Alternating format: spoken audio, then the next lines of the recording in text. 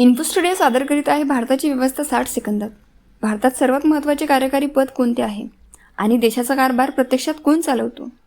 उत्तर आहे पंतप्रधान. प्राईम मिनिस्टर म्हणजे भारत सरकारचे प्रमुख, हेड ऑफ गव्हर्नमेंट. ते देशाच्या प्रशासनाचे नेतृत्व करतात आणि केंद्रीय मंत्रिमंडळाचे प्रमुख असतात. पंतप्रधानाबद्दल 10 महत्त्वाच्या गोष्टी. पंतप्रधान हे भारत सरकारचे प्रमुख म्हणजेच हेड ऑफ गव्हर्नमेंट असतात. राष्ट्रपती पंतप्रधानांची नियुक्ती करतात. लोकसभेत बहुमत असलेल्या पक्षाचा किंवा आघाडीचा नेता सामान्यतः पंतप्रधान बनतो. पंतप्रधान केंद्रीय मंत्रिमंडळाचे प्रमुख असतात. देशाचा प्रशासनाचे नेतृत्व आणि धोरणे ठरवण्याचे काम पंतप्रधान करतात.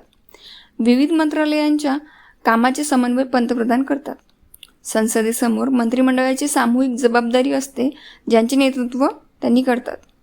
परराष्ट्र धोरण, राष्ट्रीय सुरक्षा आणि आर्थिक धोरणांमध्ये यांची महत्त्वाची भूमिका असते. पंतप्रधान हे केंद्र सरकारचे सर्वात प्रभावी कार्यकारी पद मानले जाते. पंतप्रधान पदावर राहण्यासाठी लोकसभेला विश्वास कायम असणे आवश्यक असते.